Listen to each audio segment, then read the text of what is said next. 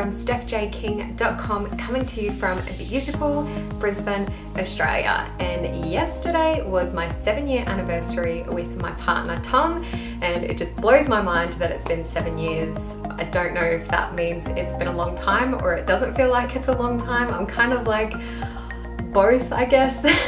Sometimes it does feel like a long time, but most of the time, just the relationship that we have, it doesn't feel like it's been that long, to be honest, which is a good thing. So I thought it would be a good opportunity for me to share my thoughts on long lasting relationships. And full disclosure, we are not perfect by any means. We've gone through multiple rough patches in our relationship. There's been a couple of times where we've either discussed parting and going our own ways, or I think at one stage we actually did decide that we were going to break up, and then we just like came back together after a couple of weeks. So we've always had that connection with one another. So this is just purely going to be my thoughts and my feelings about what are the 3 biggest things that I've learned in my long-term relationship.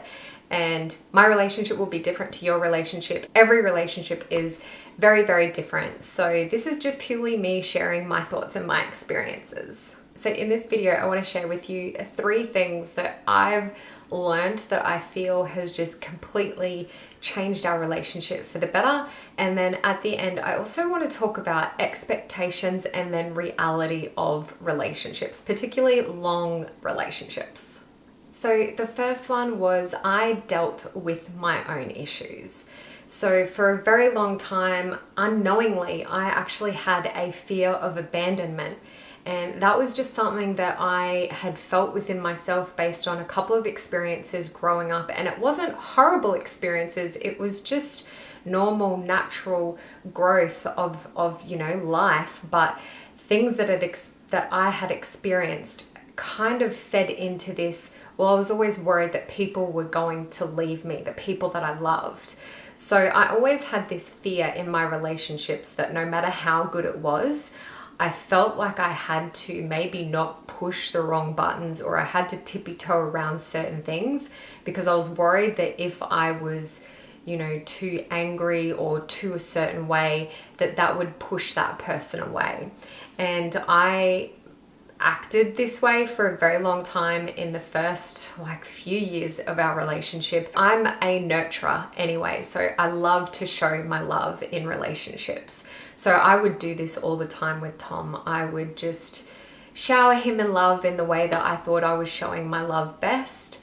And I'd do heaps of stuff for him. And then when I would get angry at things or I'd get frustrated at things, I would be very careful in the way that I would approach it if I did even end up approaching the situation, because I was always worried that maybe that would break the camel's back and he would just be, nah, that's enough, I've had enough, I'm leaving. And it wasn't until I really dealt with that internally that I admitted that I actually had that fear. And I had to actually do a lot of internal work around loving myself and being happy within myself, and also learning that if he did decide to leave, that is completely his decision and I would have no control over that. So I actually became okay within myself that if he did leave, I would be fine. It's not what I wanted, of course. But I learned to be okay with that. And that just completely changed everything for us, because I started to be real, like just being myself. So if he was doing something that probably wasn't the best thing for our relationship or for me, I would call him up. I would actually pull him up on it straight away. But I started to address it in different ways. Instead of getting angry or upset or anything like that, I would hold my emotions, because I started to learn that he's not responsible for my emotions. He's going to do what he does and I'm going to do what I do. And we can't rely upon each other to make us feel a certain way. So if I wanted to be happy, I needed to look within myself to make myself happy and stop relying upon him to do that for me. And that really helped as well, because when I would call him out on certain things in the relationship, I was able to address it in a way from a neutral emotional state. So I'd be able to say, this is why it's not called for, and this is what I would like you to do. And in most instances, your partner just wants to make you happy, and sometimes they just don't know how to do that. So they don't intentionally want to upset you. So when they do something that you do get upset by, then that's something just to address in a calming manner.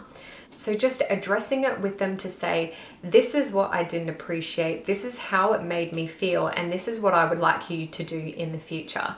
And I started implementing that with him, and that actually got a really good response from him, because I wasn't nagging him, I wasn't in his face getting angry with him, and we found that we just started having better conversations, and we were able to understand each other's needs. So when he wasn't happy, he was able to tell me why. And when I wasn't happy, I was able to tell him why. But we're also able to resolve it because we were able to express that through communication. And that leads me into my second point, which was I started to evaluate myself more.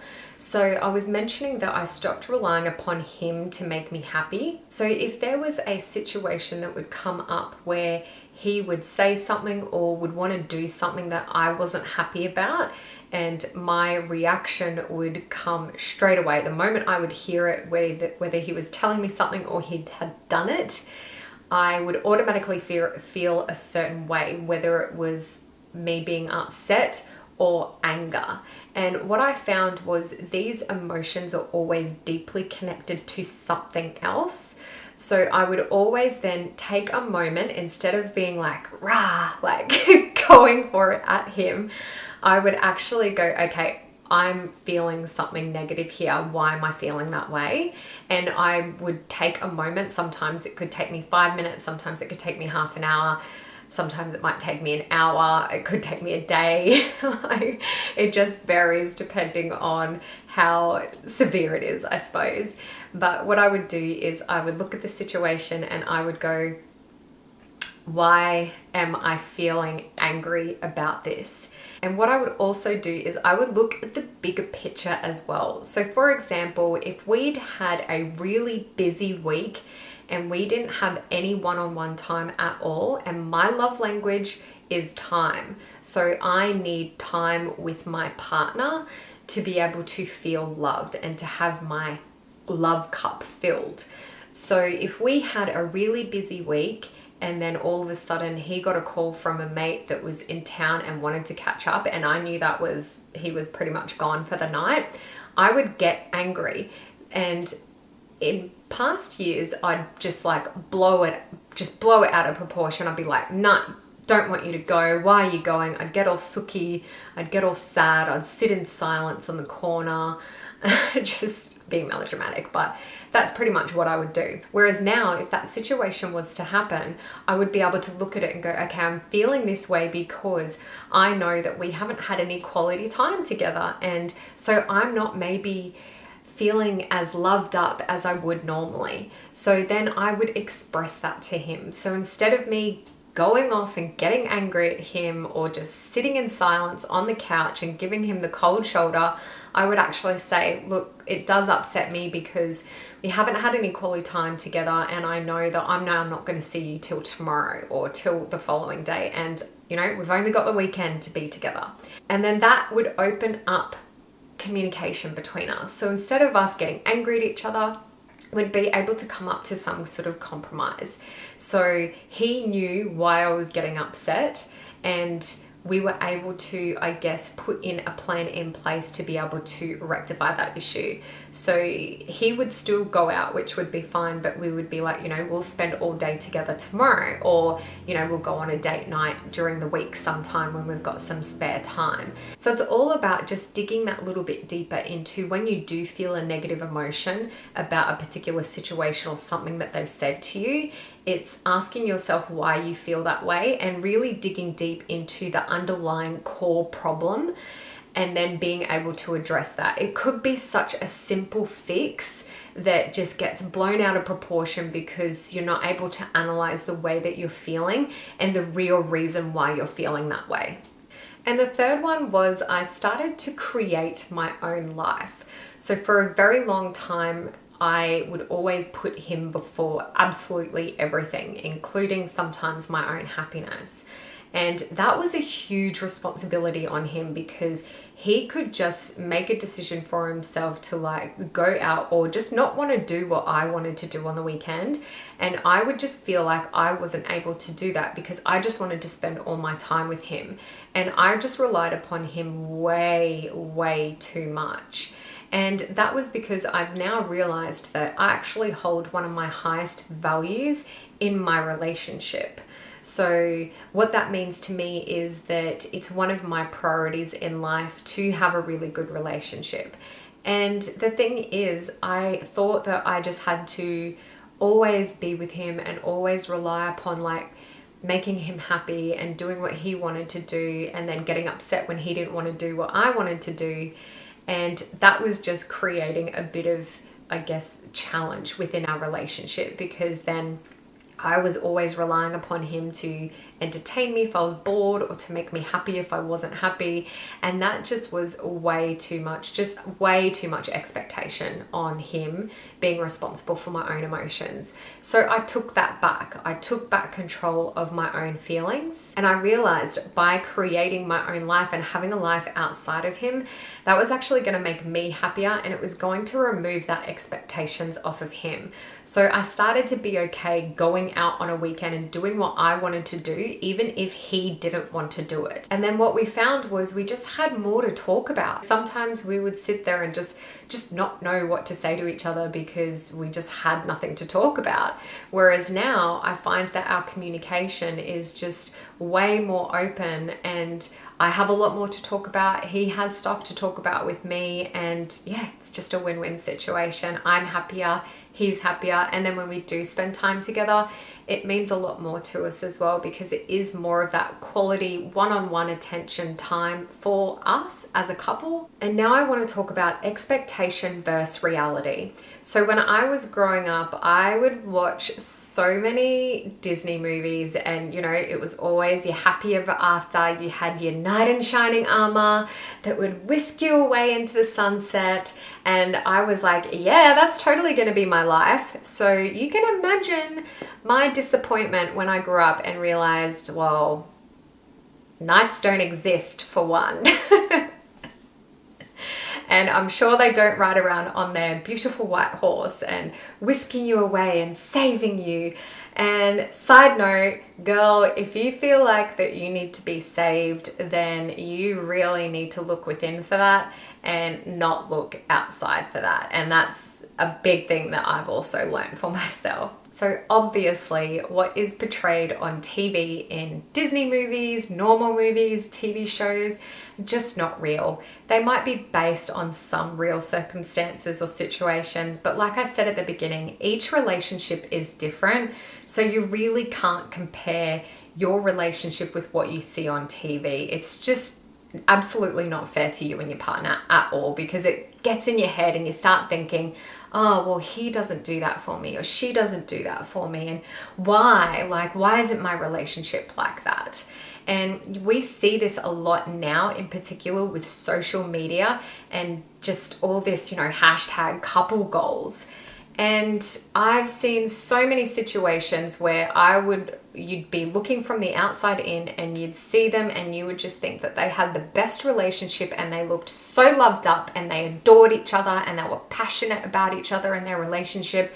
And then next thing you know, they're breaking up, or next thing you know, something happens and you realize that you actually don't know what's happening behind closed doors, and their relationship isn't as hashtag couple goals as what you originally thought it to be. So having that expectation of your relationship should be a certain way based on how you were brought up, or what you see in movies, or what you see in other relationships on the internet.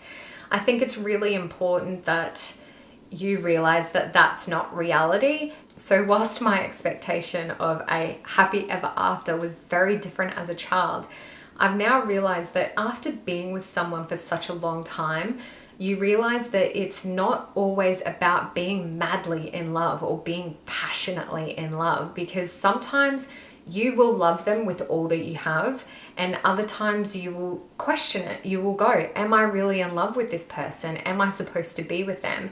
Because they may be frustrating you so badly, or maybe you're just going through a really, really rough patch in your relationship. And then after that rough patch, you'll find that you'll look at them sometimes and you'll just have this little bit of a smile on your face, and you just wonder, like, how can you love someone so much when you've been together for such a long time?